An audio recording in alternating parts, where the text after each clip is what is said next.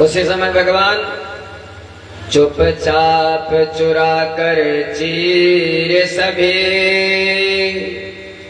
चढ़ गए कदम पर बनवारी।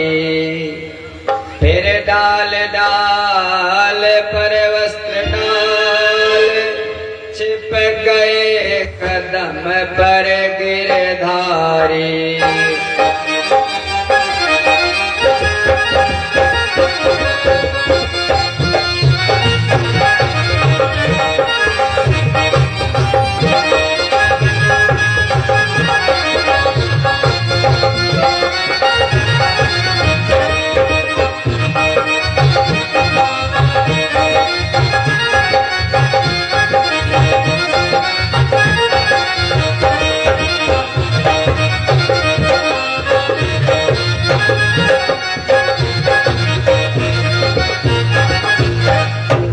भगवान ने वस्त्रों को चुरा लिया।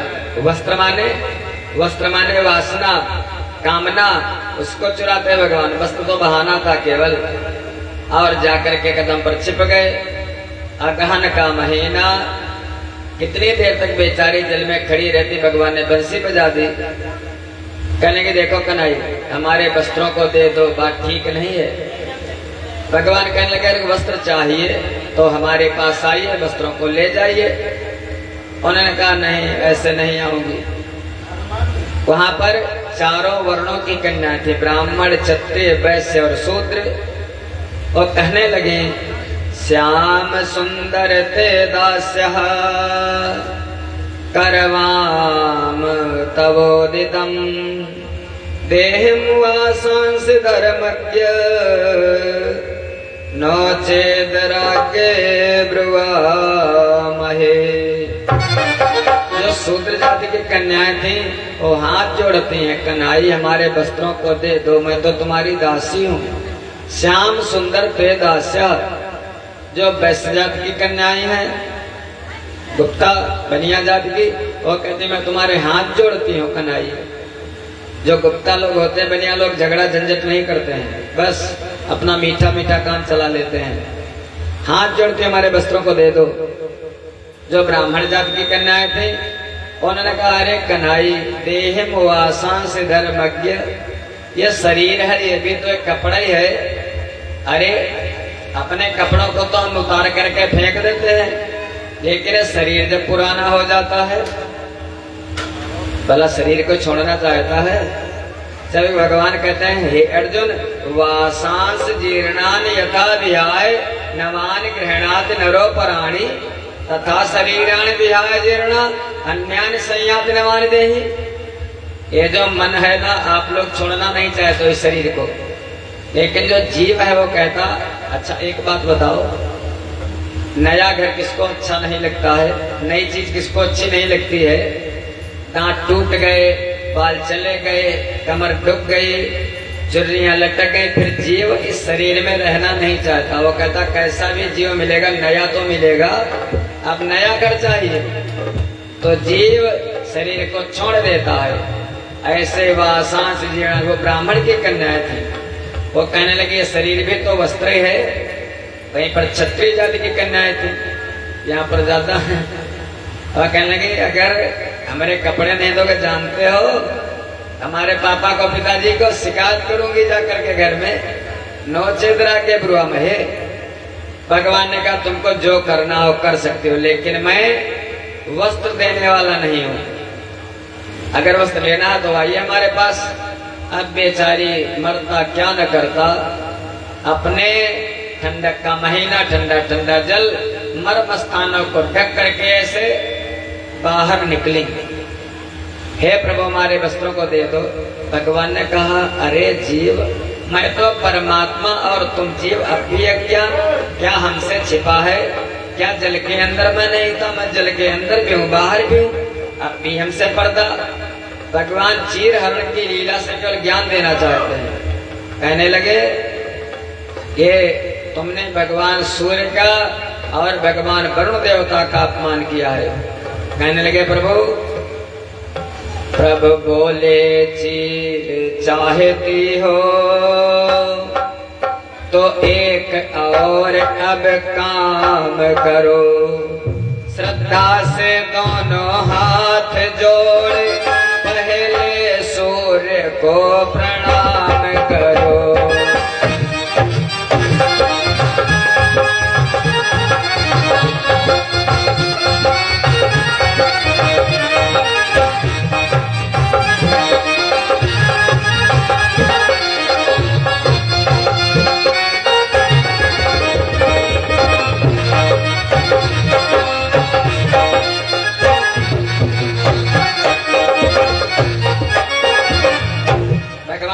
भीम से पर्दा, अब बेचारी क्या वस्त्र लेना है, भगवान सूर्य के हाथ जोड़े। अच्छा एक बात बताओ, चिरण की कथा तो आप लोगों ने बहुत बार भागवतों की सुनी होगी, लेकिन शिक्षा क्या मिलती है? आप लोग स्नान करते हो, सभी लोग करते होगे या नहीं करते? सब करते हैं। अच्छा स्नान करने के बाद कौन सा काम करते हो? नहाने के बाद पहला काम कौन करते हो? बोलो बोलो ना, आप लोग आगे बैठी हो। पूजा करते हो, पूजा बाद की बात है। स्नान करने के बाद सबसे पहले भगवान को एक लोटा जल, सबसे पहले नहाने के बाद भगवान सूर्य को एक लोटा जल देना चाहिए। यही तो भगवान ने कहा है कि वरुण देवता जल के अंदर भी भगवान है। पहली बात तो निर्वस्त्र स्नान करना ही नहीं चाहिए कभी, ना तो नदी ना तालाब। घर में बाथरूम बना है अच्छी बात है, लेकिन घर में बाथरूम के अंदर भी वस्त्रों को निकाल करके स्नान करना हमारा शास्त्र निषेध है।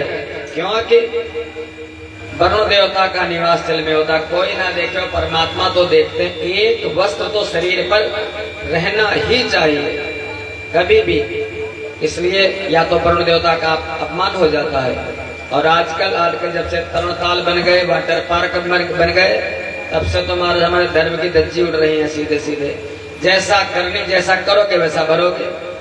शास्त्र का काम है आप लोगों को समझाना। फिर भगवान सूर्य को एक लोटा जल, वो भी कैसे? ऊपर उठा करके, धार बने भगवान की, यानी सर से ऊपर उठा करके हाथ। हम लोग सोचते हैं भाई धोती छिपी जाई है, पैजामा सौंध जाई है, पैंट पर चिट्ठी पड़ जाए, भगवान सूर्य के हाथ जल दे वो, अरे एक दिन तो मिट्टी में मिल जाओगे यार। ये इसलिए, लेकिन जब धार बना करके हम लोग जल चढ़ाते हैं भगवान को, तो कल्याण किसका करते हैं? अपना कल्याण करते हैं। भगवान सूर्य ज्ञान के देवता हैं, भगवान सूर्य नेत्रों के देवता हैं। यदि चाहते हो हमारे नेत्र सब दिन ज्योति ऐसी ही बनी रहे, दिखाई देता रहे। फिर अगर आप चाहते हो हमारा ज्ञान, वैज्ञानिकों ने रिसर्च किया है। क्या रिसर्च किया?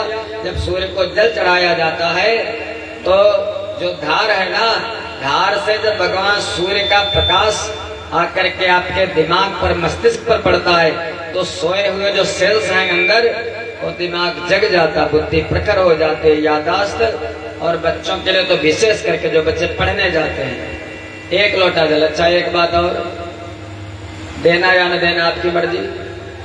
सोलर पैनल चार्ज करते हैं भगवान से? नहीं चार्ज करते।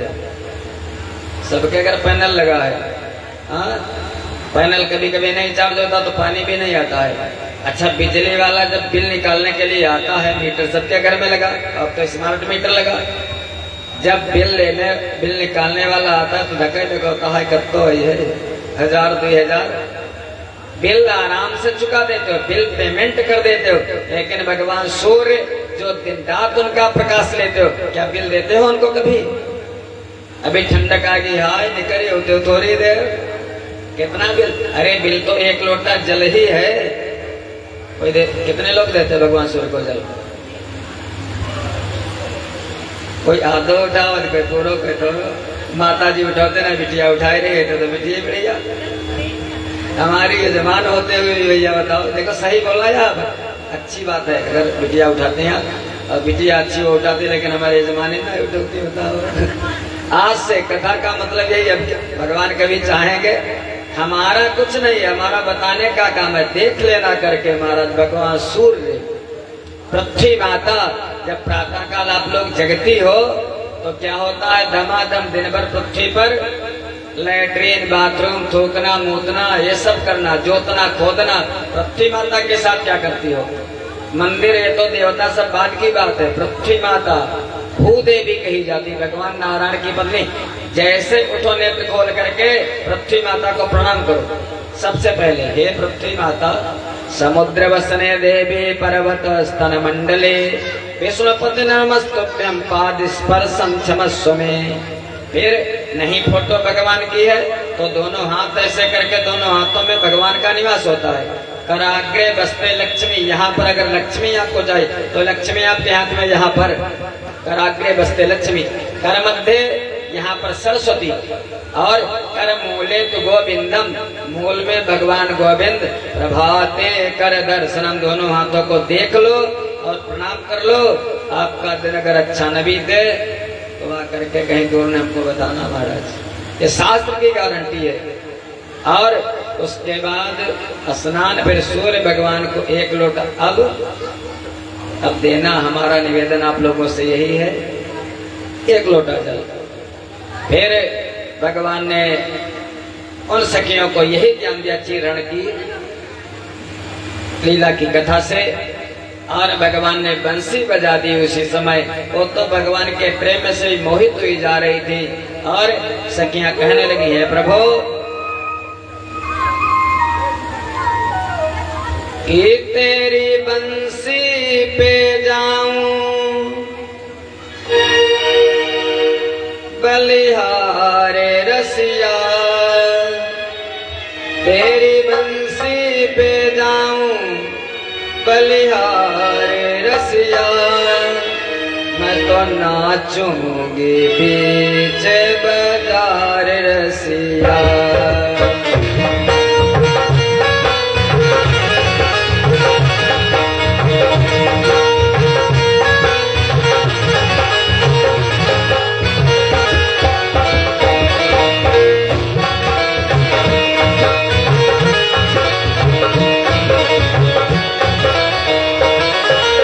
बंसी पे जाऊं बलिहार रसिया, तेरी मुरली पे जाऊं बलिहार रसिया, मैं तो नाचूंगी बीच बाजार रसिया, मैं तो नाचूंगी बीच बाजार रसिया।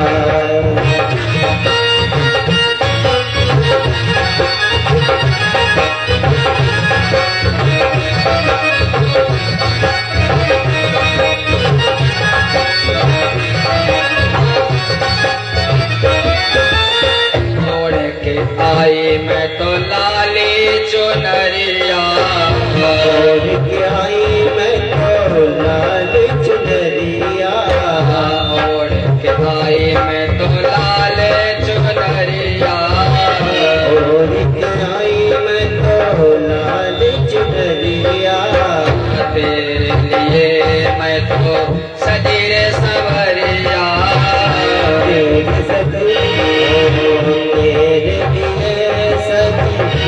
तेरे संवरिया, मैं तो कर आई 16 सिंगारे रसिया, मैं तो कर आई 16 सिंगारे रसिया, मैं तो नाचूंगी बीच बाजार रसिया, मैं तो नाचूंगी बीच बाजार रसिया, मैं तो नाचूंगी बीच बाजार रसिया।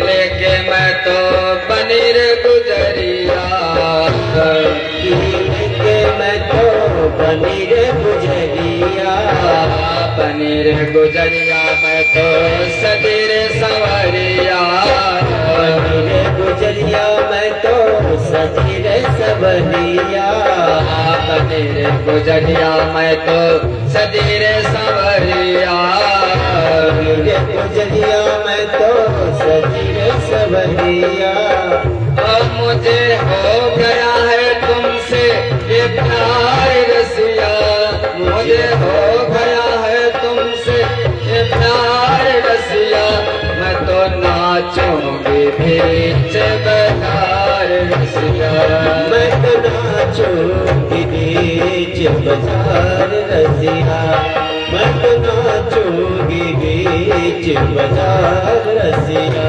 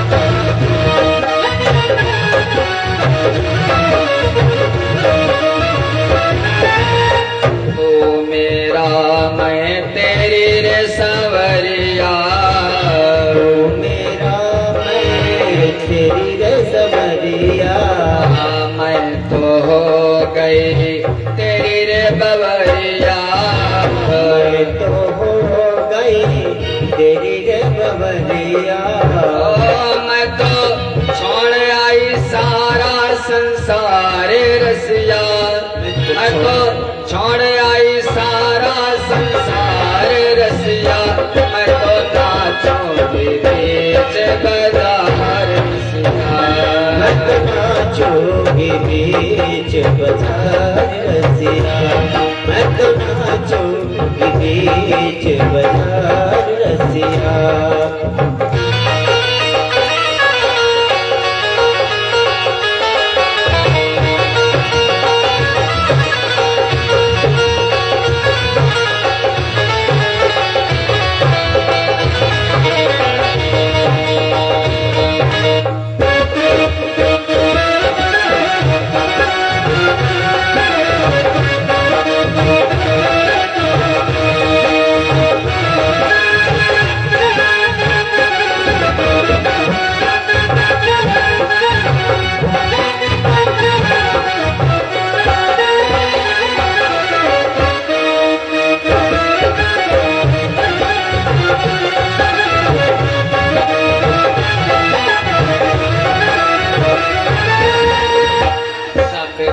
छोड़े तेरे दर आई सबको छोड़े मैं तेरे दर आए जग करता है मेरी हंसाई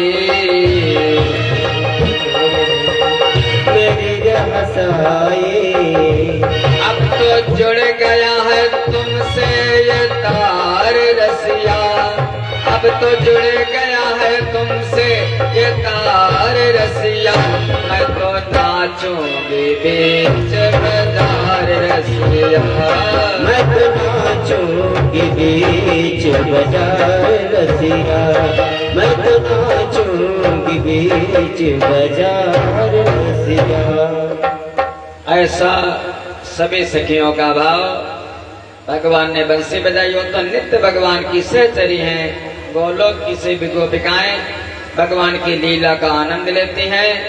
एक दिन की बात प्रातः काल का समय और मैया यशोदा क्या करती हैं बढ़िया सा चूल्हा रखा लीपा पोती की और बहुत से बर्तन इकट्ठे किए। पहले ऐसा होता था अब तो गैस आ गई किचन बन गए अलग बात है लेकिन प्रातः काल जब लीपा पोती होकर के माता वगैरह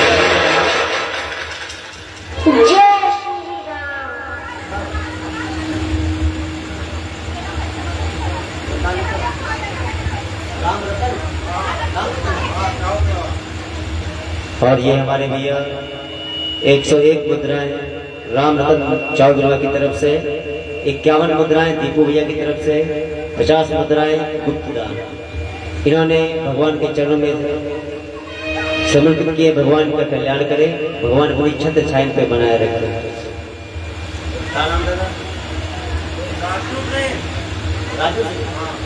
और ये हमारे दादा श्री राजू सिंह चौगिरवा की तरफ से भगवान के चरणों में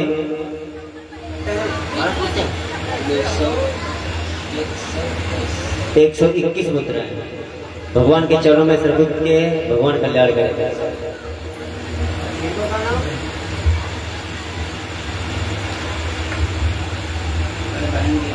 और एक माता जी की तरफ से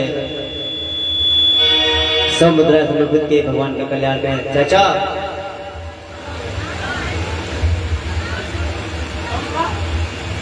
का नाम राजेंद्र सिंह। और 100 मुद्राएं हमारे चाचा श्री राजेंद्र सिंह की तरफ से भगवान के चरणों में समर्पित किए। भगवान कल्याण करे। प्रेम से बोला वृंदावन बिहारी लाल की जय हो। प्रातः काल मैया यशोदा बहुत से बर्तन इकट्ठे करके और विविध प्रकार के व्यंजन पकवान बनाने लगे। कन्हई छोटे से भी अवस्था 7 वर्ष की। कन्हई ने कहा मैया थोड़ा हमको लाओ, पहले हमको खिलाओ। मैया ने कहा अरे कैसी बात करता है लाला, जय जय जय जय, पहले भोग लगेगा भगवान का, ऐसे नहीं खाया जाता।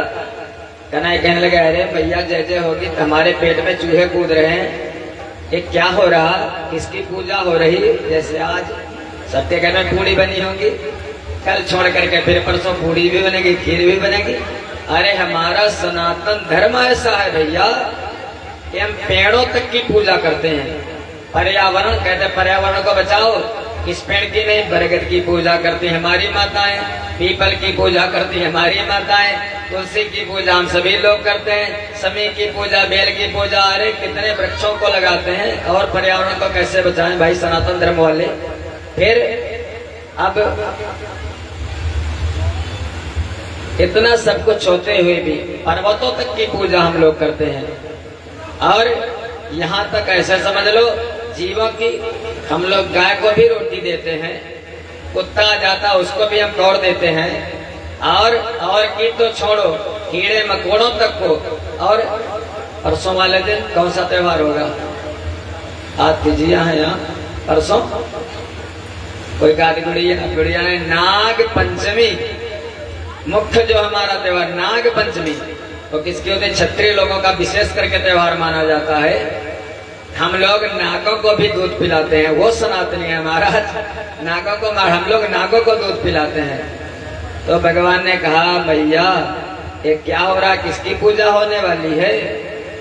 कथ्यता में पिता कोयम संभ्रवो वा उपामतः किम फलम कस्य चोदेशा केन वा साध्यते मखः।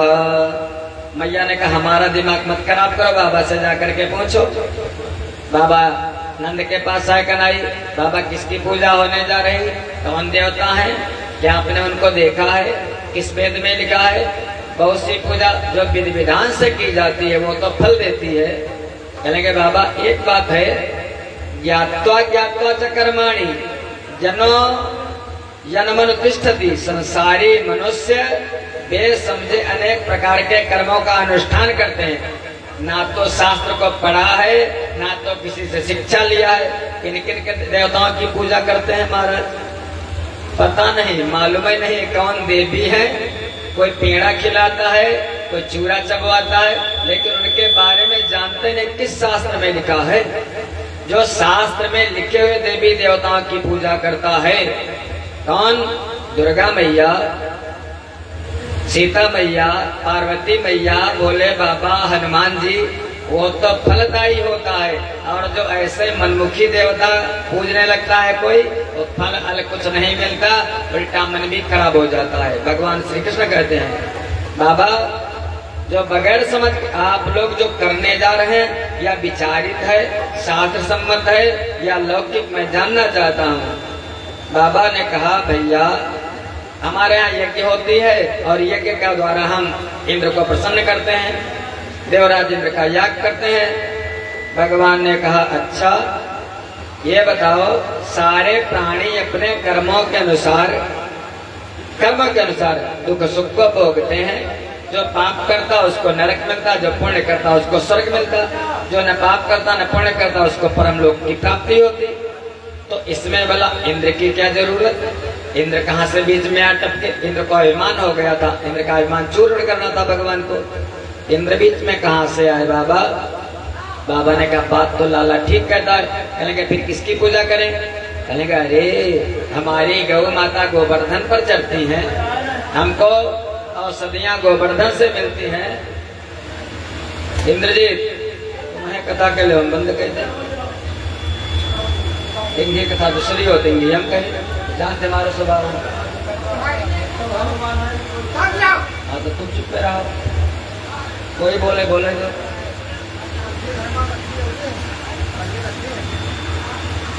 प्रेम से बोलो वृंदावन बिहारी लाल की। भगवान कहने लगे बाबा गोवर्धन पर्वत पर हमारी गायें चरती हैं, औषधियां मिलती, फल मिलते, अन्न मिलता, इसलिए हमको गोवर्धन की पूजा करनी चाहिए। लाला की सबने बात मानी। जो कुछ बना था खीर पूड़ी सब्जी गुलगुला हलवा रसगुल्ला बर्फी 56 प्रकार के व्यंजन 56 भोग लेकर के बैलगाड़ी लाड़ू डल्लप सब सज गए और चलने लगे। सब कहाँ को चलते हैं? महाराज तैयारी होने लगी। गोवर्धन सावन का महीना है, गोवर्धन की परिक्रमा करोगे आप लोग कभी जाकर के वृंदावन में तो बहुत फल मिलता है। अगर नहीं गए हो तो हमारे साथ में चलो, हम सभी लोग साथ में चलते हैं। कहाँ? गोवर्धन। कैसे चलते हैं कि अरे पण करके तन मन धन, अरे पण करके तन मन धन, चलो चले सब गोवर्धन। अर्पण करके तन मन धन, चलो चले सब गोवर्धन।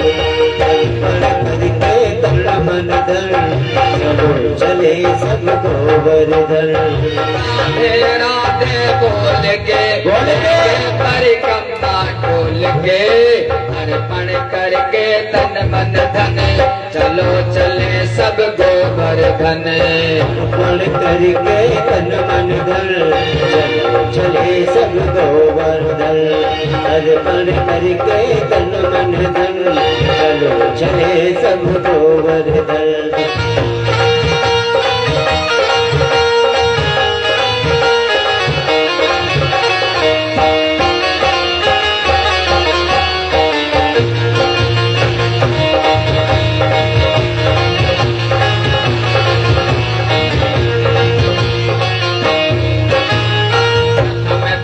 घाटी में पहुँचे जाए, गिरधारी को लेके शीश झुकाए।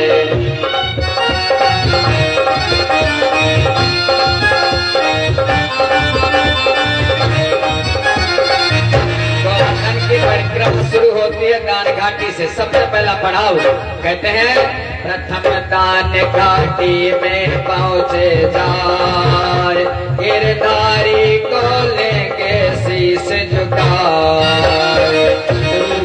घाटी में पहुँचे जाए, उनको लेंगे शीश झुकाए। दंडवत कर मन में न डर, परिक्रमा की तैयारी कर, दान करेंगे दिल खोल कर, लेंगे परिक्रमा डोल कर। अर्पण करके तन मन धन, चलो चले सब गोवर्धन। अर्पण करके तन मन धन, चलो चले सब गोवर्धन। अर्पण करके तन मन धन, चलो चले सब गोवर्धन।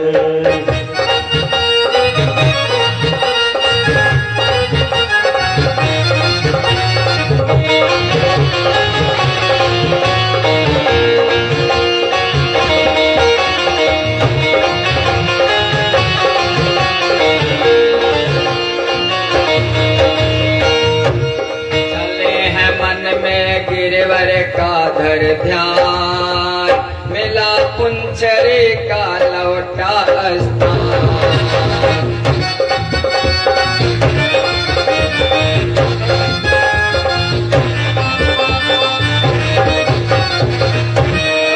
जतीपुरा में जाएगे, कर सेवा मन हर्षाएगे, भक्ति भाव को तोल कर लेंगे परिक्रमा डोल कर, अर्पण करके तन मन धन, चलो चले सबको वरदान। तन मन धन, चलो चले सब गोवर्धन, अर्पण करके तन मन धन, चलो चले सब गोवर्धन।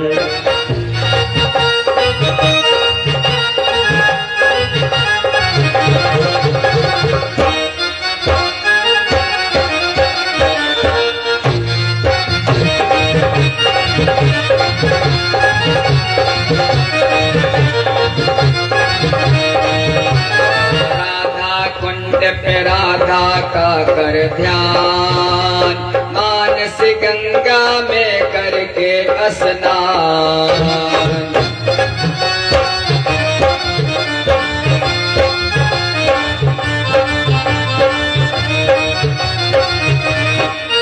पावन होगी जब आत्मा, पावन होगी जब आत्मा, मिल जाएंगे परमात्मा। पानी में अमृत घोल कर लेंगे परिक्रमा डोल कर, अर्पण करके तन मन धन, चलो चले सब गोवर्धन। करके तन मन धन, चलो चले सब गोवर्धन।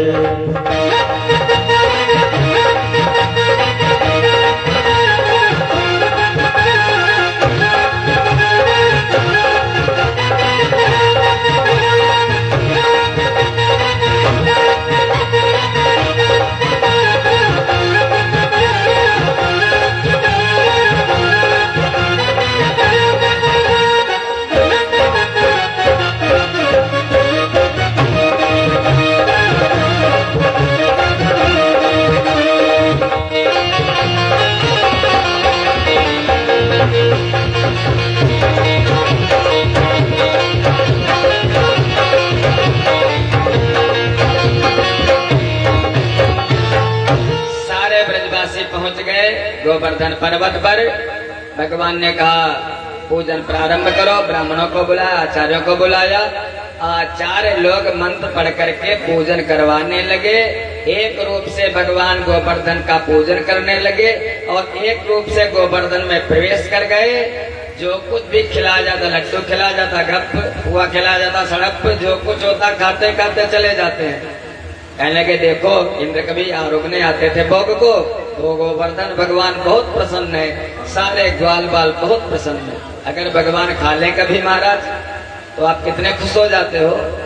बहुत पुराने समय की बात है। एक समय कुछ ऐसा हुआ था, हम लोग छोटे थे, भगवान गणेश जी ने दूध पीना शुरू किया था। हो सकता किसी बुजुर्ग को याद हो, उनके दांत के पास ले जाया जाता था तो चम्मच से दूध खाली हो जाता था। अगर सनातन धर्म में ऐसा ना हो हमारा तो विश्वास ही उठ जाए। वो परमात्मा है, बस आपके अंदर भाव हो। गोवर्धन भगवान एक तरफ भगवान पूजा करते जाते, एक तरफ भोगा रोकते जाते। विधिवत पूजन हुई, सभी प्रसन्न होकर के अपने अपने घर को आ गए। अब इंद्र ने मीटिंग बुलाई, भैया क्या इस बार यज्ञ नहीं हुई, इस बार क्या कथा नहीं हुई। वहाँ कहा जिस गांव में होती कथावाचक इंतजार करते रहते, इंद्र भी इंतजार करते रहते। क्या यज्ञ नहीं हुआ इस बार गोकुल में? देवताओं ने कहा यज्ञ हुआ। कहने के फिर हम लोगों को भाग नहीं मिला। कहने के वो नंद का लाला जो है ना, वो जब मिलने दे सब उसी की चाल है, उसने लोगों को भड़का दिया। इंद्र ने कहा फिर क्या किया जाए। सब ने देवताओं ने मिलकर के ब्रज मंडल को डुबो दिया जाए। महाराज इंद्र ने आदेश दिया, सांवर्तक नामक मेघ, जो मेघों के राजा सांवर्तक, जाओ और जाकर के ब्रजमंडल में क्या करो, गहराओ इतनी जोरों से, कानों के पर्दे फट जाएं, घुमड़ाओ इतनी ताकत से पृथ्वी के परत उखड़ जाएं।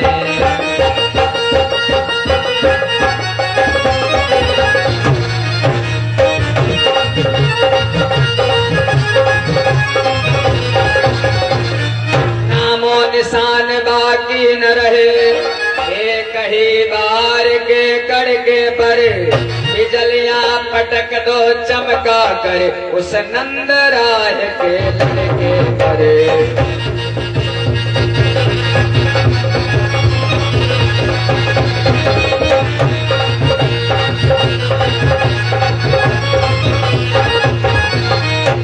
भैया कहने की देर थी, चारों तरफ बिजली चमकने लगी, घनघोर घटा गिराई और बारिश होने लगी। कैसी?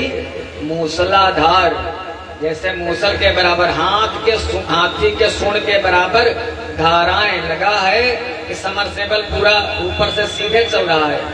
सबने कहा कहते थे देवताओं का अपमान मत करो। अरे बाबा की बुद्धि मर जो है, कह देता कन्हई। कन्हई ने कहा घबराओ मत, जिनकी पूजा करो वही रक्षा करेंगे तुम्हारी। सब लोग चलो। सब गोवर्धन के पास आ गए और भगवान ने उस गोवर्धन पर्वत को अपने हाथ पर उठा लिया। किस लिए उठा लिया? देवराज इंद्र ने भगवान की परीक्षा करनी चाहिए थी, वो भूल गए थे। जबकि हाथ का देवता इंद्र ही है, भगवान उठाए तो जरूर है, लेकिन बार इंद्र को ही सहन करना पड़ रहा है। और भगवान ने जैसे ऊपर उठाया, मैया यशोदा माँ आखिर माँ होती है, कहने लगी अरे देखते क्या हो, हमारा लाला इतना कोमल इतना सुकुमार, अरे कुछ थोड़ा थोड़ा सहयोग करो, मदद करो। मैया यशोदा कहने लगी कि नख पर गिरवर लीनो धारे, कन्हैया मेरो बारो।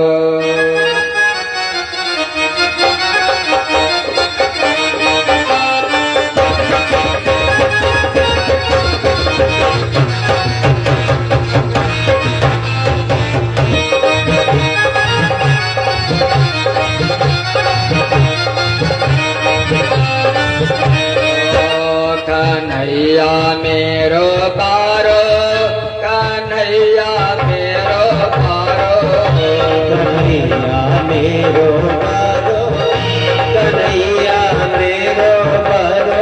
नख पर गिरवर लीनो धारे, कन्हैया मेरो बारो। पर गिरवर लीनो धारे, कन्हैया मेरो बारो।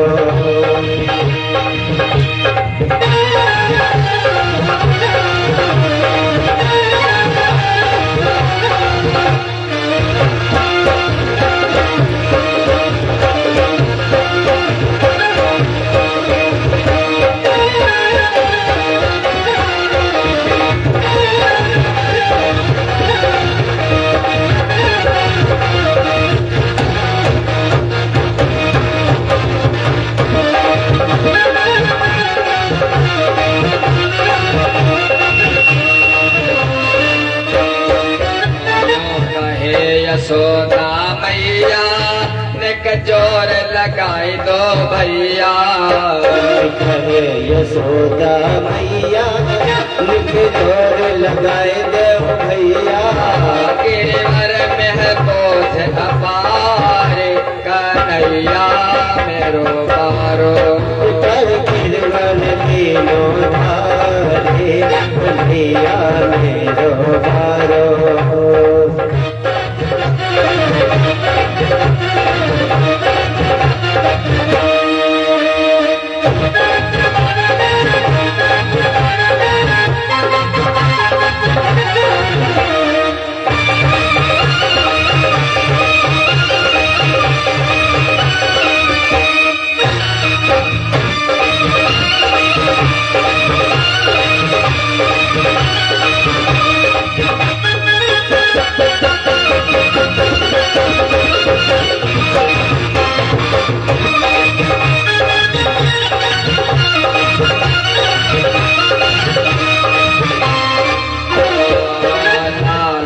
की नरम कलैया कहे मुर्ख न जाए भैया।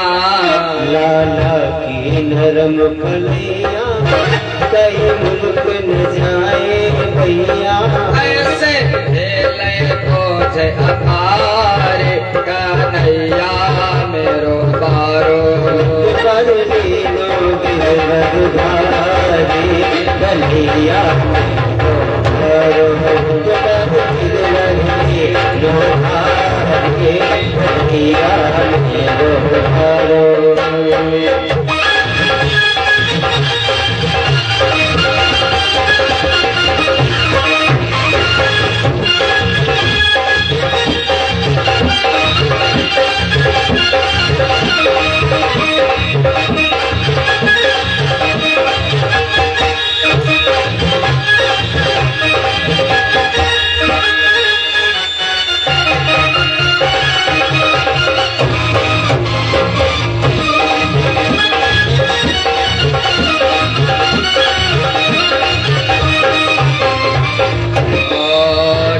कोप इंद्र ने कीनो ब्रज को वर्धन करे कीनो।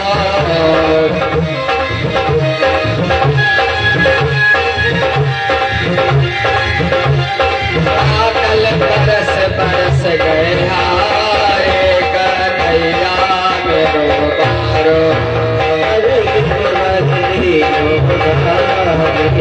कन्हैया मेरो बारो।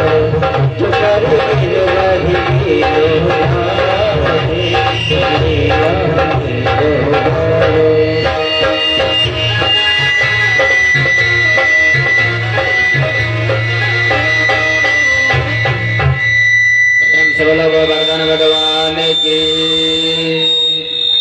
कहाँ भैया माइक वाले? प्रेम से बोलो कृष्ण कन्हैया लाल की।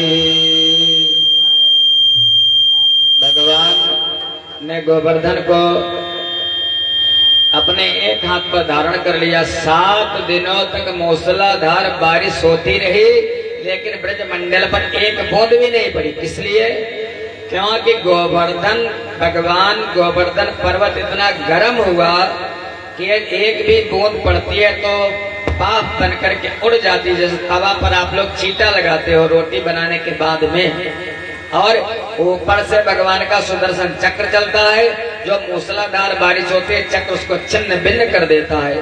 इंद्र के यहाँ पानी खत्म। अब क्या करें? आकर के भगवान के प्रभाव को जानते नहीं थे। मालूम हो गया, ऐरावत पर बैठ करके आए, आकाश गंगा से जल लेकर के आए, भगवान के चरणों को धोया, सुरभि गाय के कामधेनु गौ माता के दुग्ध से भगवान का अभिषेक किया और भगवान की बारंबार विनती की, हे प्रभु आज से आपका नाम गोविंद होगा।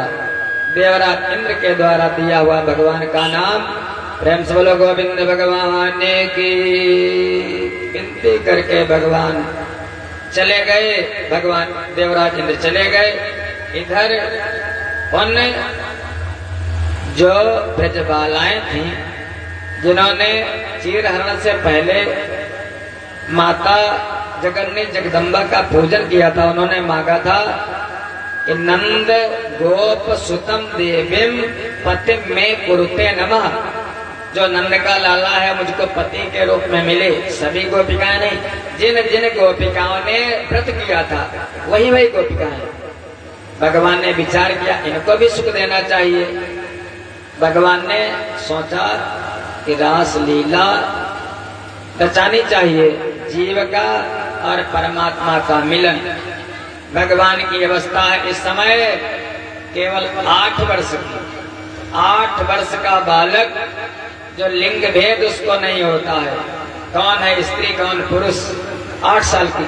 और गोपिकाओं की अवस्था है 8 साल से लगाकर 80 साल तक। और उनमें से केवल वही गोपिकाएं हैं जिन्होंने भगवान को पति के रूप में माना है। जिनको कोई गोपिकाएं ऐसी भी थी, कोई भगवान को अपना बेटा मानती थी, कोई भगवान को अपना भाई मानती थी, कोई भगवान को अपना कोई रिश्ता, वो नहीं, केवल जो भगवान को अपना पति मानती थी उन गोपिकाओं ने कृष्ण ग्रहित मानसा, जिनका मन भगवान से लग गया था, केवल वो गोपिकाएं। महाराज सुखदेव जी लिखते हैं, व्यास जी लिखते हैं, सुखदेव जी कहते हैं, हे राजन, शरद पूर्णिमा की रात्रि, कुमार का महीना, शरद पूर्णिमा की रात्रि, बढ़िया दिव्य वातावरण, भगवान चंद्र देवता अपने पूरे प्रकाश में है। और उसी दिन अच्छा रासलीला की किसने? कथा आप लोग सुनते हो, रासलीला किसने रचाई? सब यही कहते हैं भगवान श्री कृष्ण ने रचाई, लेकिन श्री कृष्ण ने रासलीला रचाई ही नहीं। बिल्कुल गलत बात, भागवत जी कहती ही नहीं श्री कृष्ण ने रास किया। पहला शब्द आया जो भागवत सामने रखी विराजमान है, देख लेना, भगवान अपिताम रात्रि शरदोत फुल्ल मल्लिका वीक्षरन्तु मनश्चक्रे योग माया उपाश्रिता। रासलीला की है भगवान ने। और भगवान कौन है? जिनके अंदर 6 गुण विराजमान है, समग्र ऐश्वर्य, रूप, यश, लक्ष्मी, ज्ञान और वैराग्य, जो सब ऐश्वर्य संपन्न है, वही भगवान कहे जाते हैं। अगर उनके हाथ में बंसी पकड़ा दोगे तो कृष्ण, धनुष पकड़ा दोगे तो राम, त्रिशूल पकड़ा दोगे तो शिव, चक्र पकड़ा दोगे तो भगवान नारायण। लेकिन बताया था भगवान के रूप अनेक, लेकिन भगवान एक। उन भगवान ने रासलीला की है। और सखियां जो हैं वो जीव और परमात्मा का मिलन, यही रासलीला की कथा है। कहते हैं शरद पूर्णिमा की रात्रि, मल्लिका के पुष्प खिले हैं और यमुना जी के किनारे निधि वन में बढ़िया सुंदर कोमल बालुका जहाँ पर बिछी हुई है, वहीं पर भगवान गए और जाकर के बंसी बजा दी भगवान ने। कैसी बंसी बजाई? जो भगवान की बंसी जब बजती है तो काम बीज क्लीम शब्द निकलता भगवान की बंसी से, जिससे तीनों लोग मोहित हो जाते हैं। भगवान ने बंसी बजा दी। निसम्य गीतम तदयनंग वरधनम ब्रजस्त्रिया कृष्ण गृहीत मानसा आजग्मुरन्योतलक्षेतोद्गमा सयत्र कांतो जवलोलकुंडला। जैसे भगवान की बंसी बजी भैया, जो सखियां थे उनका मन अपने बस में रहा ही नहीं। उनका मन तो कृष्ण गृहीत मानसा, भगवान कृष्ण से लगा था। और वो वहां से सारी वस्तुएं, भय, संकोच, लज्जा, मर्यादा, लोक लाज छोड़ करके सभी वहां से चल दी। किसी ने रोका नहीं। और यदि किसी ने रोकना चाहा भी, पति ने, पिता ने, भाई ने, तो सबको ताम वारमाणा पतिभी पितृभी भ्रात बंधु भी, किसी की नहीं सुनी। इतना वैराग्य हुआ, चल दी। अगर किसी ने सखी को बंद कर दिया, जाना नहीं देना चाहता था किसी गोपी को, किसी के पति ने, तो इतना उसको दुख हुआ, इतना उसको पीड़ा हुई कि उस दुख से उस गोपी के महाराज उसने ध्यान बंद कर लिया। जब बाहर जाने का मार्ग नहीं मिला, ध्यान करने लगी। इतनी वेदना हुई कि उस जलन से उसके सारे पाप जल करके नष्ट हो गए पूर्व जन्म के। फिर जैसे ही उसका ध्यान लगा, उसके सामने भगवान श्री कृष्ण प्रकट हो गए। गोपी ने मन ही मन उनका गाढ़ आलिंगन कर लिया, मन से भगवान का आलिंगन कर लिया। और उससे इतना सुख मिला कि भैया उसके जो पुण्य संस्कार थे वो नष्ट हो गए। तब उन्होंने भगवान की लीला में, अपने शरीर से नहीं गई गोपिकाएं, शरीर तो वही रहा, शरीर घर में रहा, लेकिन मन से गई है। रास लीला में सारी संज्ञा में शरीर पतियों के पास रहा, घर में रहा, मन से गई। कृष्ण गृहीत मानसा। और वहां पर जब चल दी, जैसे बंसी बजी तो कैसे बजी कि बाजी उठ धाई, बाजी देखी देखो दौड़ी आई, बाजिन के बिरह अनल अति बर की, बाजी हंसी बोले बाजी करती किलोले, बाजी मुख हो न बोले सुध नहीं रही तन की। बाजी कहाँ बाजी, बाजी कहूँ बाजी, बाजी ब्रज बांसुरी तव सांवरे सुघर की। एक दूसरे से पूछते जाते हैं बंसी कहाँ बज रही है। जैसे कोई दूर गांव वाले होंगे तो कहते हैं कि भैया कथा कहाँ हो रही है, तो ढूंढते ढूंढते माइक की आवाज जहाँ तक जाती आ जाते हैं। ऐसे भगवान की बंसी, और भगवान जिसको गोपी को बुलाना चाहते हैं उसी का नाम लेकर के बंसी से पुकार लेते, वो गोपी आ जाती है। ऐसा, और जब चली तो कहती क्या जाती है, एक दूसरे से पूछते हैं। क्या पूछती है? कहेंगे कहाँ जाना है, तो कहते हैं वृंदावन। तब तक दूसरे से पूछते कहाँ जाना है, और दूसरी कहती वृंदावन। कावड़ लगे वृंदावन, तब क्या कहती है? वृंदावन जाऊंगी सखी, वृंदावन जाऊंगी, वृंदावन जाऊंगी सखी, वृंदावन जाऊंगी। मेरे उठे बिरह की पीर सखी, वृंदावन जाऊंगी।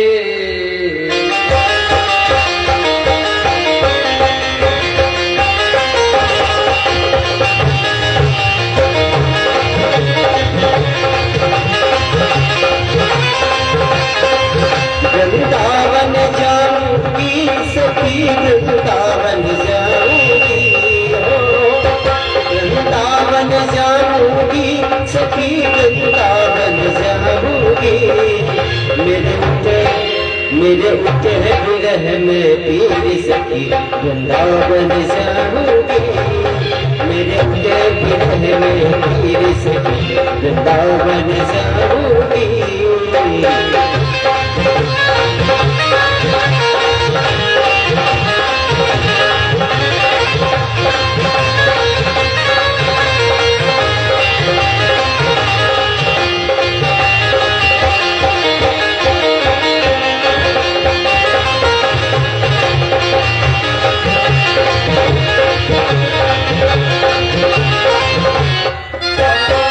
श्याम सलोनी सावल सूरत के दर्शन करके, श्याम सलोनी सावल सूरत के दर्शन करके, श्याम सलोनी सावल सूरत के दर्शन करके, श्याम सलोनी सावल सूरत के दर्शन करके।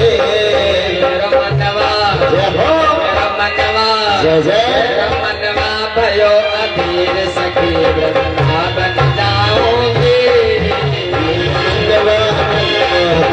सखी वृंदावन जाऊंगी।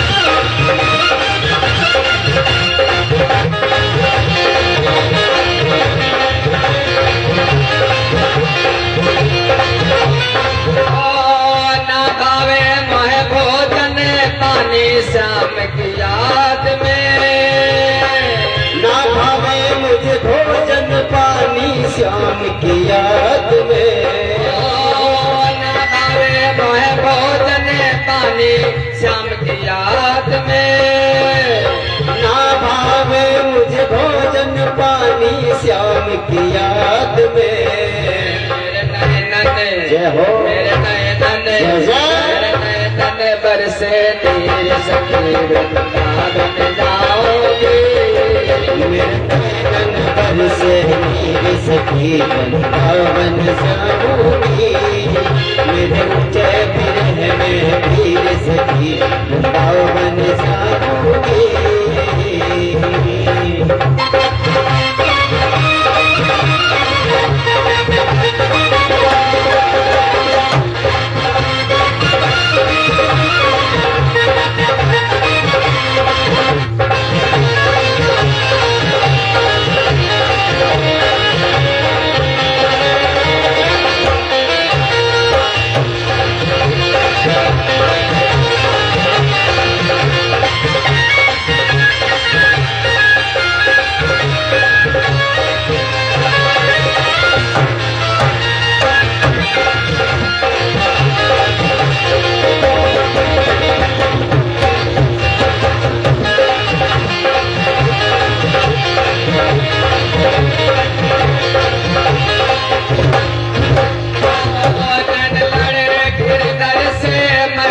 पागल कर डाली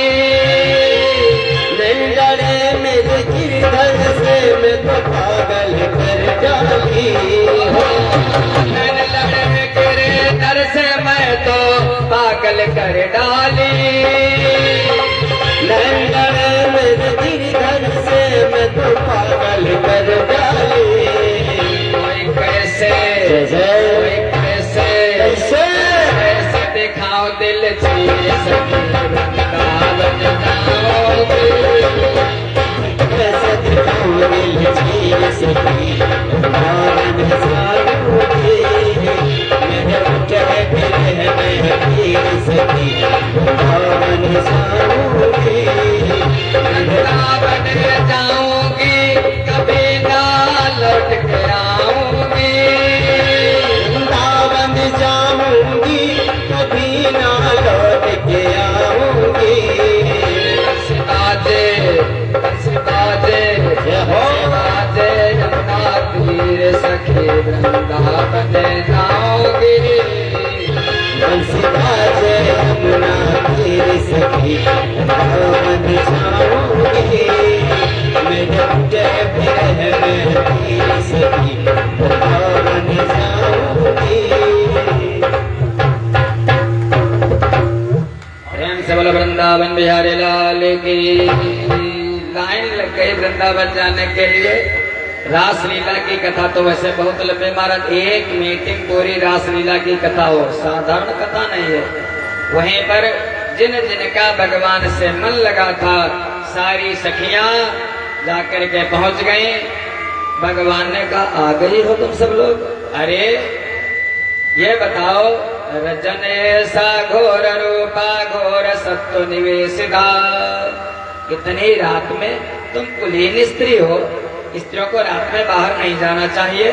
और तुम्हारे लिए तुमने मेरा दर्शन कर लिया, चलो ठीक है। तुम्हारे लिए तो तुम्हारा पति सब कुछ है, तुम्हारे बेटे हैं, तुम्हारा पति है। इसलिए हमारी तो बात यही है कि अब तुम घर को लौट जाओ। हरिओम हरिओम हरिओम। भैया जय श्री राधे, जय श्री श्याम, सीताराम सीताराम।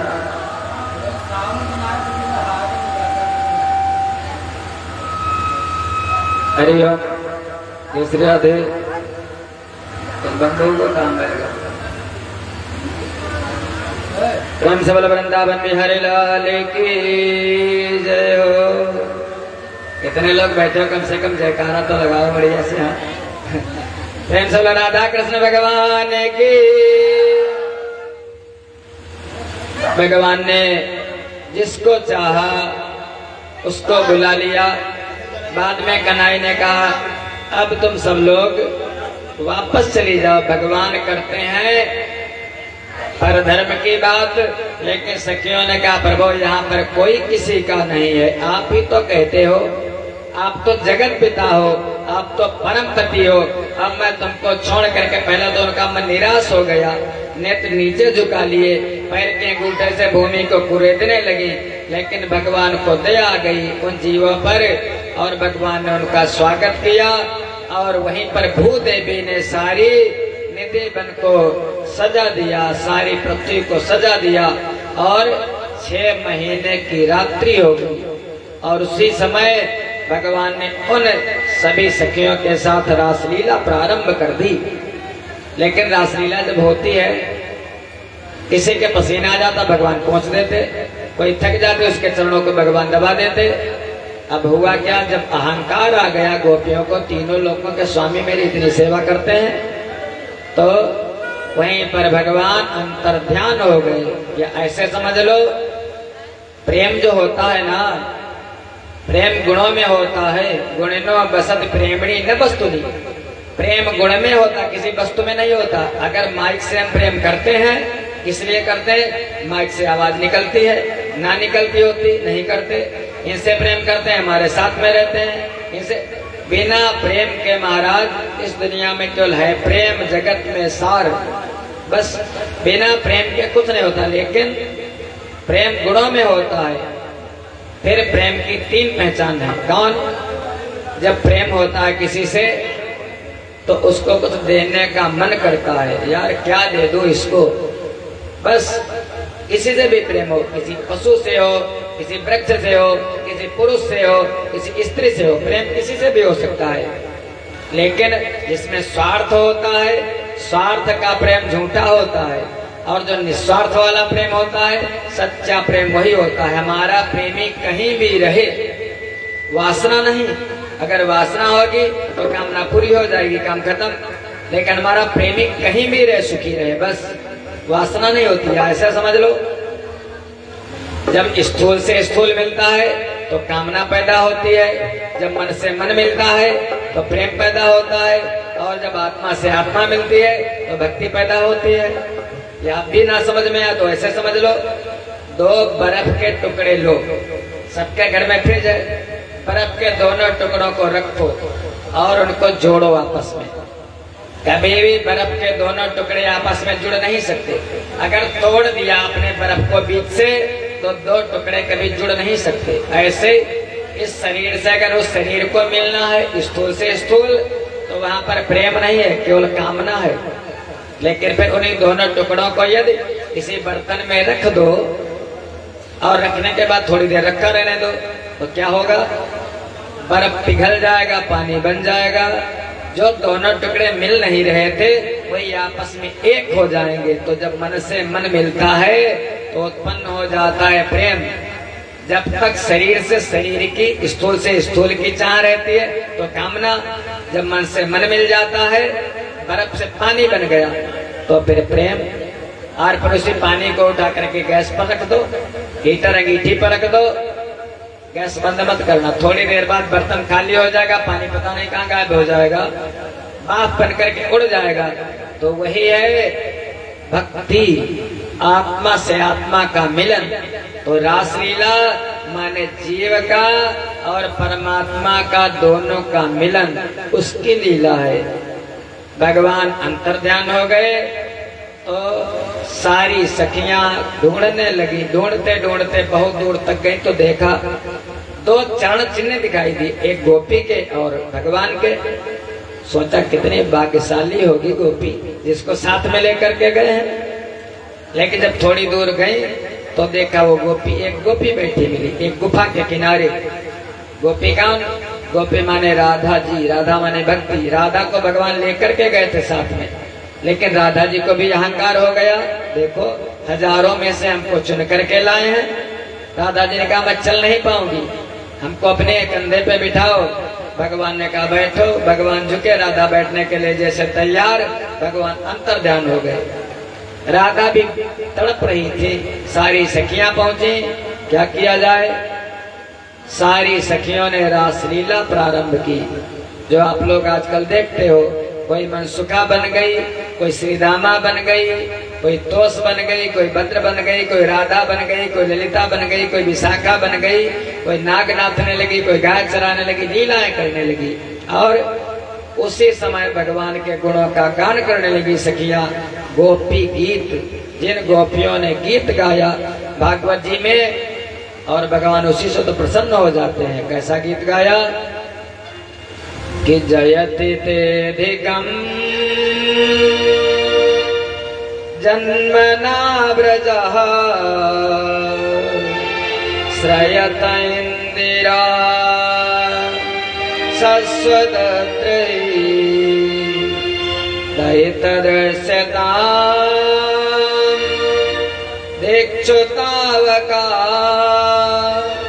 वैद्रतास्तव विचिन्वते। जो कोई भगवान श्री कृष्ण का भक्त हो, यहाँ पर बैठे होंगे, कोई भोले बाबा का भक्त है, कोई भगवान कृष्ण का भक्त है। यदि कोई भगवान कृष्ण का भक्त है, इस गीत को जो भगवान के आगे गा देता है, भगवान दौड़े दौड़े चले जाते हैं। भैया एक गोपी गीत कहा जाता है, मोबाइल पर सर्च कर लेना, बहुत सुंदर 19 श्लोकों में गोपी गीत पड़ा है मोबाइल पर, बहुत सुंदर। और नहीं गा सकते हो तो बजा तो सकते हो, भगवान के आगे बजा करके रख तो बड़ा अच्छा लगेगा आपको, भगवान को प्रसन्न करना है तो। जैसे भगवान प्रसन्न हो गए, भगवान प्रकट हो गए, तो ललिता ने गोपियों से पूछा, ये बात बताओ, संसार में प्रेमी 3 प्रकार के होते हैं। जो प्रेम करने वाले हैं वो 3 प्रकार के हैं। पहला कौन होता है? एक ऐसे होते हैं जो प्रेम करने वालों से प्रेम करते हैं। अगर आपने मुझसे प्रेम किया, मैंने भी आपसे प्रेम कर लिया, प्रेम करने वालों से प्रेम करते हैं, एक वो। फिर दूसरे ऐसे होते हैं जो प्रेम न करने वालों से भी प्रेम करते हैं, कोई मतलब नहीं है सब। और एक ऐसे हैं जो महाराज किसी से भी प्रेम नहीं करते, आत्मो रामा आत्मकामा, वो तो उनके लिए सब बराबर, न किसी से प्रेम है न किसी से दुश्मनी है। भगवान बोले, ये प्रश्न किया था ललिता ने, भगवान कहने लगे देखो जो स्वार्थी लोग होते हैं दुनिया में, वो स्वार्थी लोग प्रेम के बदले प्रेम करते हैं, पहली बात। फिर दूसरे वाले जो निश्चल स्वभाव वाले होते हैं, वो प्रेम करने वाले से भी प्रेम करते और ना प्रेम करने वाले से भी प्रेम करते। और तीसरे भजतो भी नाचेव कोविद, कुछ ऐसे हैं जो प्रेम करने वालों से भी प्रेम नहीं करते और न प्रेम करने वालों से भी नहीं प्रेम करते किसी से, वो तो केवल भगवान से। आप तो रामा आत्मकामा, ऐसे लोग, ऐसे सखियां प्रश्न पूछती जाती। रास लीला की कथा भैया बहुत गूढ़ है, बस एक टाइम पूरा उसके लिए चाहिए। ऐसे भगवान ने सारी गोपिकाओं को संतुष्ट किया और उसके बाद धीरे धीरे समय बीता। भगवान की अवस्था हो गई 11 वर्ष की। जब 11 वर्ष की अवस्था हो गई तब भगवान ने गोकुल को छोड़ दिया। अक्रूर जी लेने के लिए आए और अक्रूर जी लेकर के गए मथुरा में जाकर के भगवान ने, जो उनका मुख्य लक्ष्य था, कंस का वध किया भगवान ने।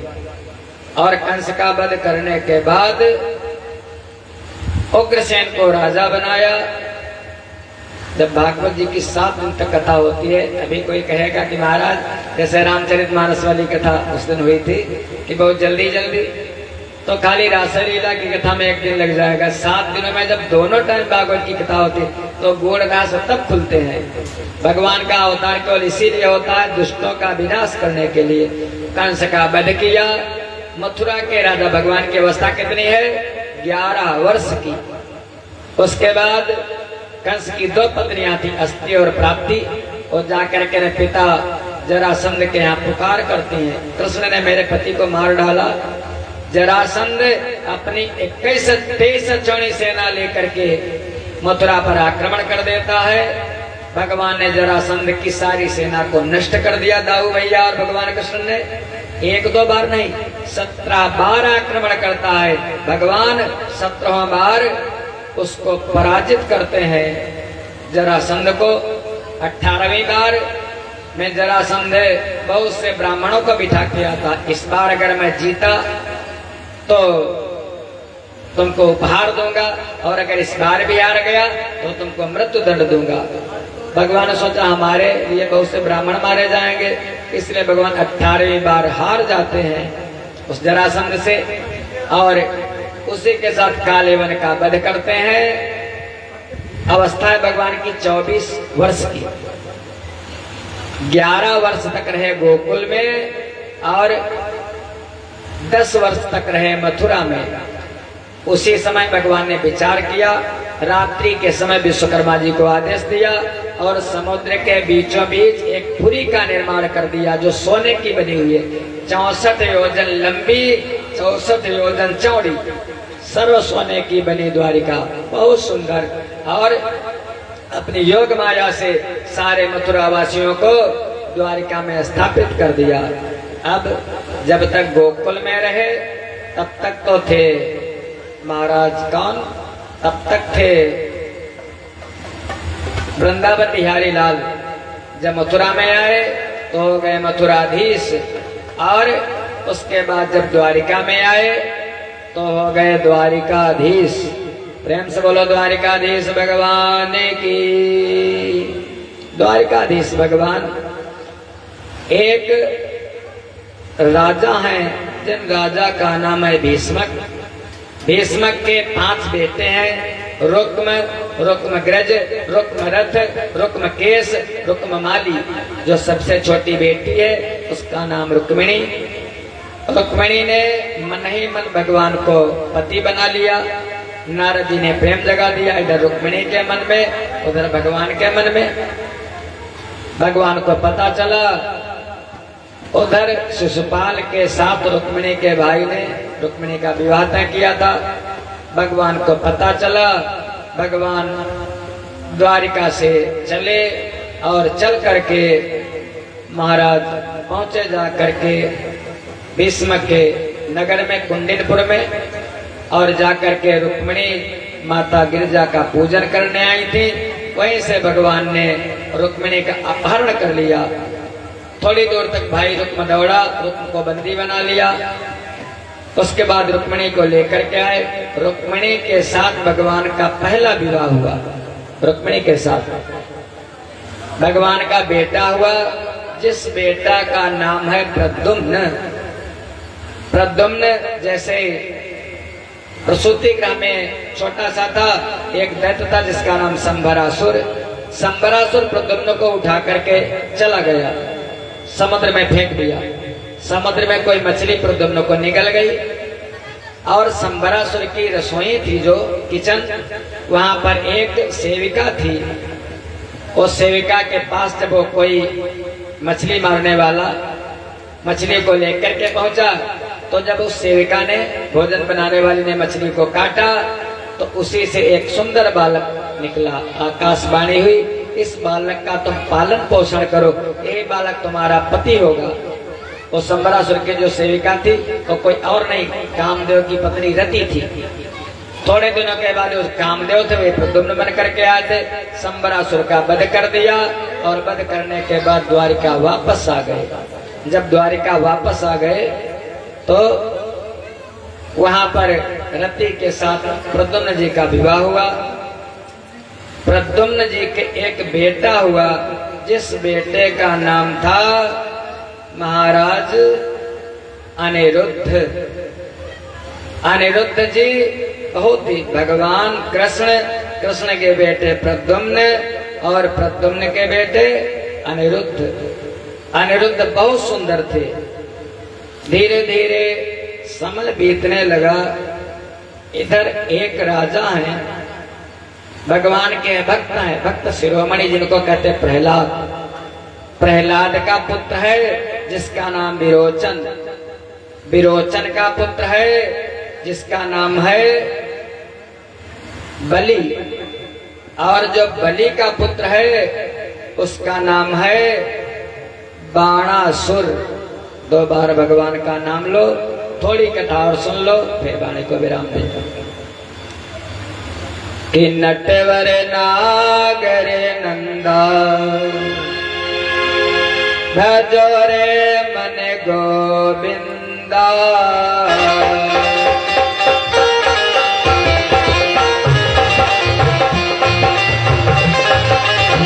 नटवर नागर नंदा भजो रे मन गोविंदा।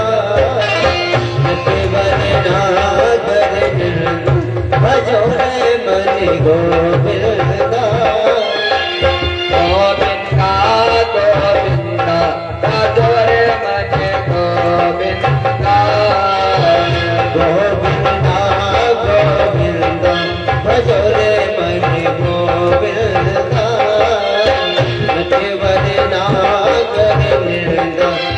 जोरे मटी गोविंदा।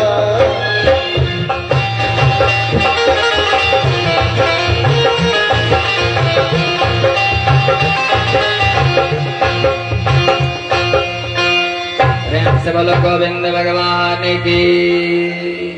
किसी ने कहा था महाराज जी अनिरुद्ध उषा की कथा सुना देना, हमारा कहने का आशय यही है। वो इतने छलाक लगा करके जल्दी जल्दी, महाराज बलि का पुत्र है जिसका नाम बाणासुर, और बाणासुर भगवान भोले बाबा का परम प्रिय भक्त है। बाण से तनया उषा उपये में यदुत्तमः तत्र युद्धं भूघोरं हरि शंकर योर्महत्। इतना भोले बाबा का भक्त है कि भोले बाबा बाणासुर के लिए खुद लड़ने के लिए आते हैं। बाणासुर की जो बेटी है उस बेटी का नाम है उषा। बाणासुर का जो राज्य है जहाँ का सम्राट है उसका नाम है श्रोणितपुर। सुखदेव जी कहते हे राजन, शोणिताख्ये पुरे रम्ये सराजम अवकरोतु सदा मान्यो वदान्यो धीमाश्च सत्यसंध दृढ़व्रता। भोले बाबा का परम प्रिय शिष्य भोले बाबा की पूजा करता है, और एक दिन भोले बाबा के यहाँ गया, भगवान शिव तांडव कर रहे थे, और ये जाकर के पहुंचा, भोले बाबा से घोर तपस्या की। भोले बाबा प्रसन्न हो गए, कहने बेटा वरदान मांगो। अब कितना सुंदर वरदान मांगा है बाणासुर ने। कहने लगा प्रभु यदि प्रसन्न हो तो ऐसा वरदान दो कि मेरी नगरी मेरी सेना मेरे कुल के अधिनायक हो।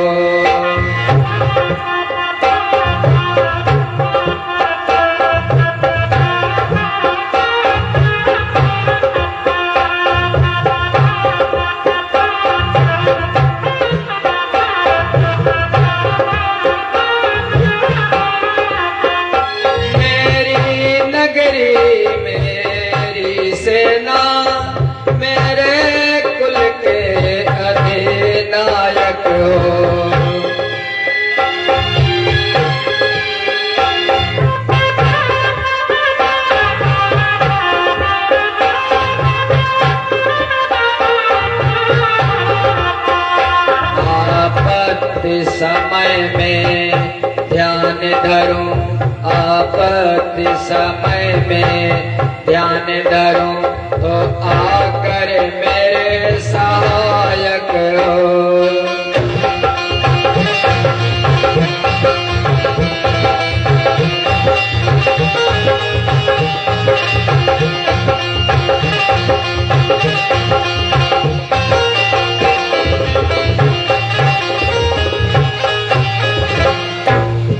मेरी सेना के सेनापति तुम बन जाओ प्रभु, मेरे कुल के देवता तुम बन जाओ, और जिस समय मुझ पर आपत्ति आ जाए आकर के मेरी सहायता करो। भोले बाबा ने कहा तथास्तु।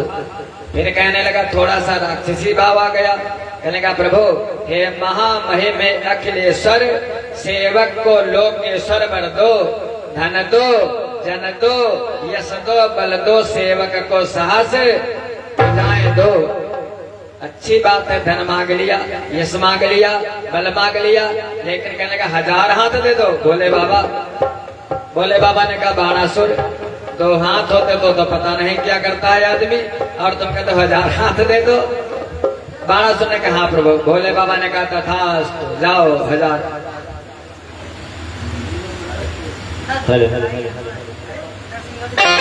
कुछ दानदाताओं की सूची इस प्रकार से है।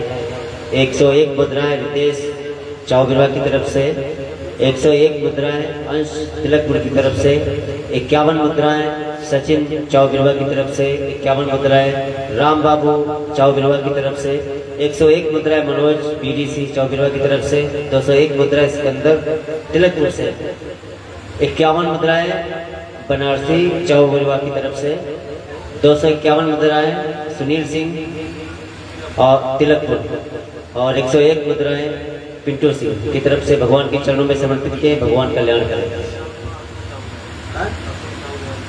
51 मुद्राएं अतुल चौबरवा की तरफ से भगवान के चरणों में समर्पित किए। प्रेम से बोला कृष्ण कन्हैया लाल की। भगवान ने भोले बाबा ने वरदान दे दिया।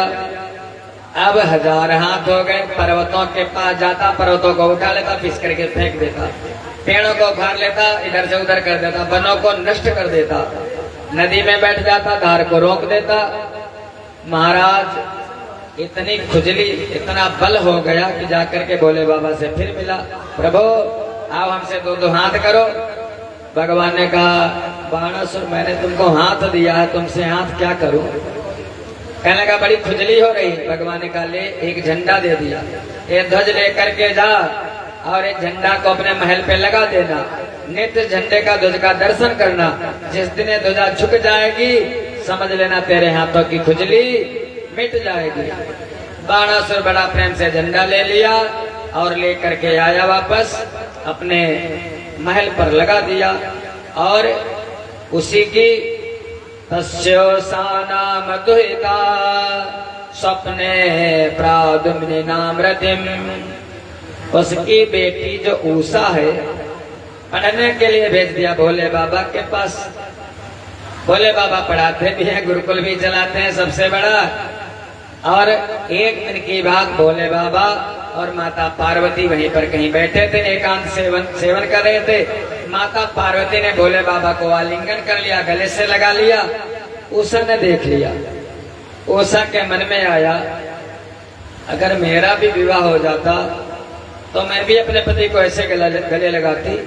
मन में विचार आया, सोचने लगी बाला मन में, यदि मेरी शादी हो जाती तो मैं भी अपने प्रियतम को इस भांति गले से लिपटाती।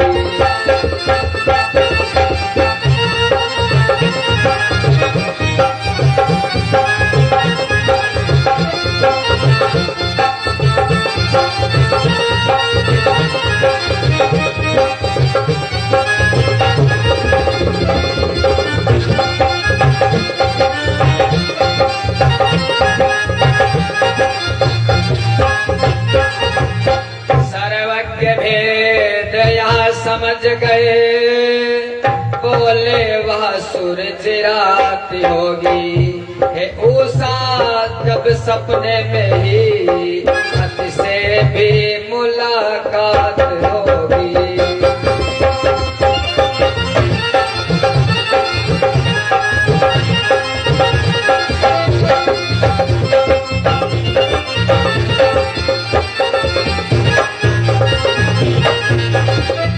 भगवान तो मन की जानने वाले।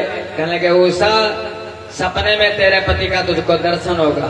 आई, आकर के सोई। जैसे ही रात्रि में सोई सपना देखा, क्या बहुत सुंदर, इतना सुंदर पुरुष उसने कभी देखा नहीं था। नेत्र खुल गए लेकिन सपना टूट गया। जैसे बातचीत होने वाली थी सपना टूट गया, फिर करवट बदलती, हाय सपना फिर आ जाता। लेकिन सपना आता जरूर है, जो सपना टूट जाता वो दोबारा नहीं आता। हम लोग कभी कभी अच्छा सपना देखते हैं, मान लिया भोजन बन करके आया, जैसे खाने की नौबत आई, नींद खुल गई, फिर सोते फिर आ जाता यार खीर रखी रह गई थी खा लेते, लेकिन वो सपना फिर नहीं आएगा। और सपने आएंगे लेकिन वो नहीं आएगा। अब सोचने लगी कैसे मुलाकात तो कैसे मिले। एक इसकी सहेली है, सहेली का नाम बाणस्य मंत्री कुभांड चित्रलेखा चतत सुता। बाणासुर का मंत्री कुभांड, कुभांड की पुत्री नाम चित्रलेखा। बड़ा प्रेम था दोनों में, बड़ी मित्रता थी। रात्रि में चित्रलेखा को याद किया। चित्रलेखा आ गई और आ गई कहने लगी ऐसा करती, अरे सखी मैंने सपना देखा है तू राजाओं के चित्र बना। अब चित्रलेखा राजा के चित्र बनाने लगी। बहुत से राजाओं के चित्र बनाती जाती। उषा कहती ये नहीं है, ये वाला नहीं है। सूर्यवंशी, चंद्रवंशी बहुत राजाओं के चित्र बनाए। आखिर में चित्ररेखा ने जब श्री कृष्ण चंद्र को दिखलाया, तब उषा ने लज्जित होकर थोड़ा सा घूंघट सरकाया।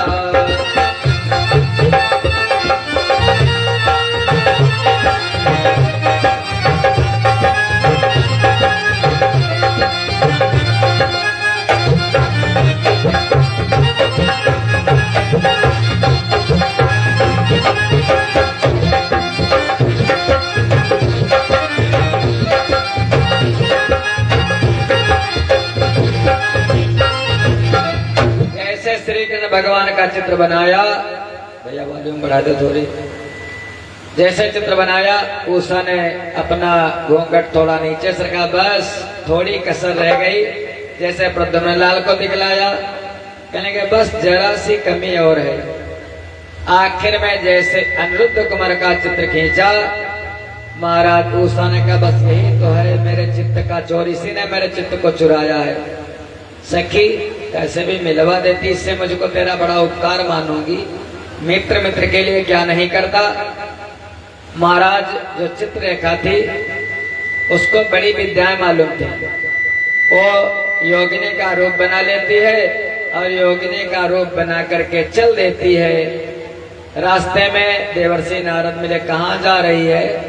उसने कहा कन्हई के पोते को किडनैप करने, अपहरण करने कृष्ण के पोते का।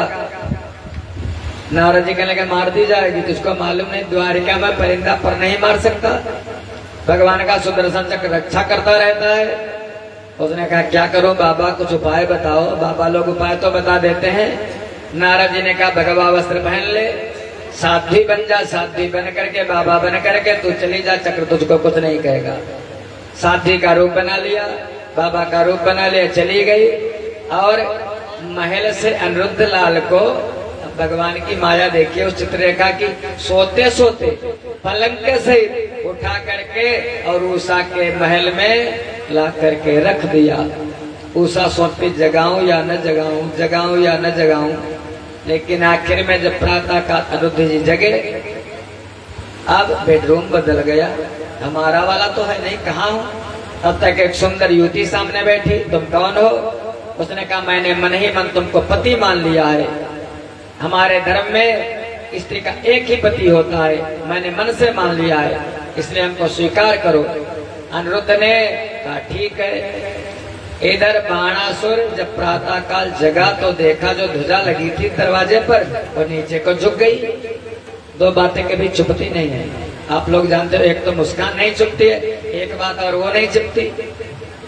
लोगों ने बता दिया तुम्हारी बेटी के घर में कोई परपुरुष रहता है। बाणासुर आया, देखा प्रद्युम्न लाल सो गए थे। अरे बड़ा सुंदर है, हमारी बेटी के लायक यही तो बर है, लेकिन क्या करूं, देखो ये बलवान है या कायर, ये तो देखना चाहिए। युद्ध किया, ललकारा प्रद्युम्न को। प्रद्युम्न ने बाणासुर को पराजित करना चाहा, पराजित कर देते, लेकिन आखिर में बाणासुर ने ब्रह्म फांस में, नाग फांस में बांध लिया और प्रद्युम्न को जेल में डाल दिया। पता चली महाराज कन्हई को जिसका पोता वो तीनों लोगों के स्वामी, पोते से कितना प्रेम होता है, इतना बेटे से नहीं होता। लाओ लश्कर लेकर के भगवान श्री कृष्ण चढ़ाई कर देते हैं शोणितपुर पर। और इधर भोले बाबा वो तो पहले से सेनापति बने बैठे हैं। दोनों का घोर युद्ध हुआ। उसी समय बाणासुर की ओर से भगवान शिव और कन्हई तो लड़ ही रहे हैं। आखिर में जब भगवान भोले बाबा का पलड़ा भारी होने लगा, अगर कन्हई चलाते हैं अग्निबाण तो भोले बाबा चला देते हैं जलबाण, अगर कन्हई चलाते हैं वायुबाण तो भगवान चला देते हैं भोले बाबा सर्पबाण। आखिर में भोले तो भोले, जब पल्ला भारी होने लगा कन्हई ने कहा आज हार जाओ हमसे, बोले बाबा ने कभी तक कहा ही नहीं था, अभी हारा जाता हूँ, ऐसा कर तुम आलस से बाण चलाओ हम पर। कन्हैया ने आलस से बाण चला दिया। बोले बाबा के जितने भी सैनिक थे सब अलसा गए और उसी समय भगवान की विजय हो गई। और जब विजय हो गई, अब बाणासुर आया सामने, कहने लगा प्रभु ऐसा है, युद्ध तो मैंने किया, झंडा झुक गया था, लेकिन प्रभु हार भी हुई। और एक बात जरूर है, सारंग पाणी से समर किया, फिर भी कमान यह तनी रही, भव भंजन आगे खड़े रहे, फिर भी यह खुजली बनी रही।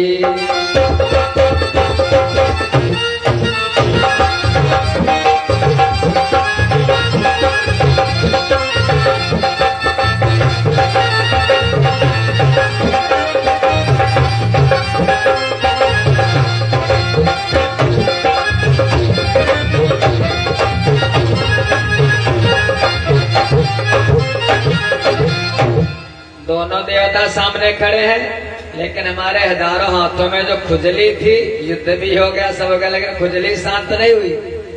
भगवान कहने लगे अरे हमारा दर्शन, भोले बाबा की तो बात अलग है, हमारा दर्शन करने भी खुजली शांत नहीं हुई। अरे अभी शांत किए देता हूँ, थोड़ा धैर्य करो। जैसे आजकल के समय में वो लकड़कट्टा आते हैं ना, अगर घर की आवाज आए समझ लो कहीं पर आ गई पेड़ों की। महाराज हम लोग पर्यावरण की रक्षा करते हैं, मिनट में काट करके इधर उधर गिरा देते हैं। भगवान सुदर्शन चक्र को आदेश देते हैं क्षण मात्र में। भगवान बोले, तेरे बोले श्याम सुदर्शन से दर्शन का लाभ बांट डालो, बस चार भुजाएं रहने दो, बाकी सब बाह काट डालो।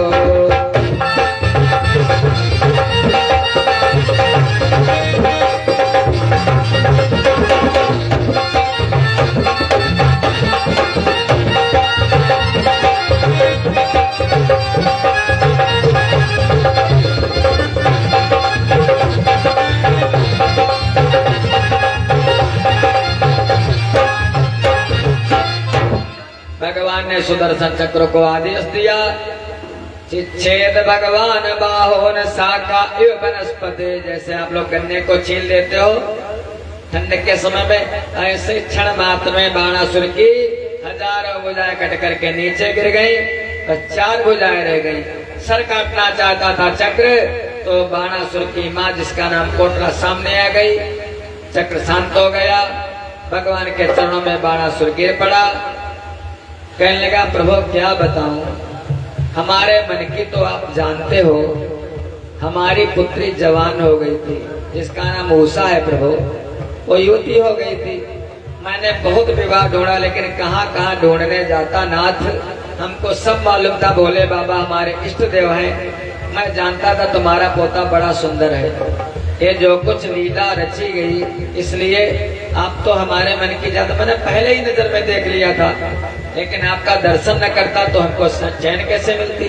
प्रभु आप तो घट घट बासी हो हे नाथ। कहने लगा बाणासुर,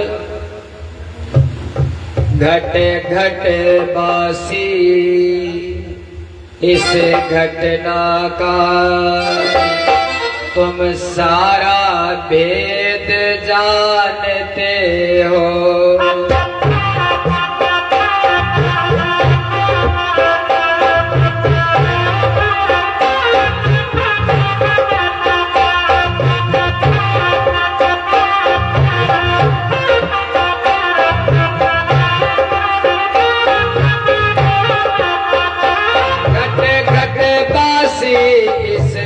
घटना का तुम सारा भेद जानते हो।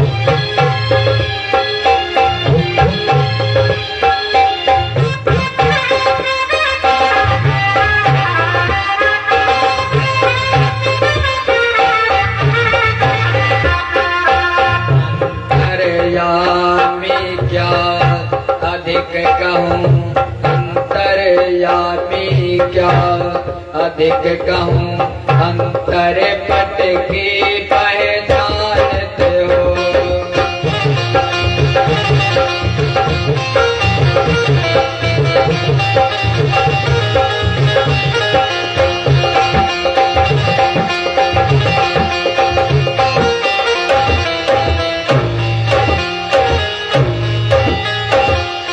अब इतनी और दया कर दो, अब इतनी और दया कर दो, या अंतिम टेक हमारी है।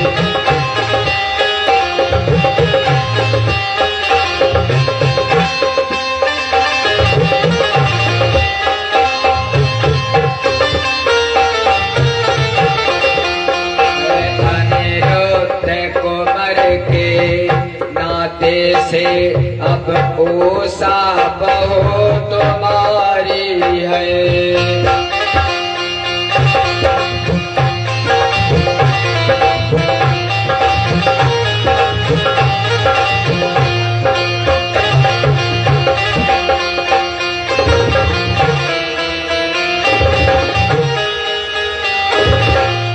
इतना कह करके बाणासुर ने अपनी उषा का हाथ भगवान के पुत्र पौत्र अनिरुद्ध के हाथ में दे दिया। उषा और अनिरुद्ध का विवाह हुआ। सभी बाराती भोले बाबा भी, कन्हई भी सत्कार हुआ और उषा को लेकर के भगवान द्वारिका में पधारे। इस कथा को जो कोई सुन लेता है फल क्या है? यएव कृष्ण विजयम शंकरेण च संयुगम संसमरेत प्रातरुत्थाय न स्यात् तस्य पराजयः। जो कोई इस कथा को सुनता है जीवन में कभी उसकी पराजय नहीं होती। भगवान शिव और कन्हई के युद्ध की कथा। इस प्रकार से ये 5 दिवसीय कार्यक्रम यहीं पर महाराज विराम लेता है। कहते हैं जो प्रारंभ होता है उसका अंत भी होता है। 5 दिन कब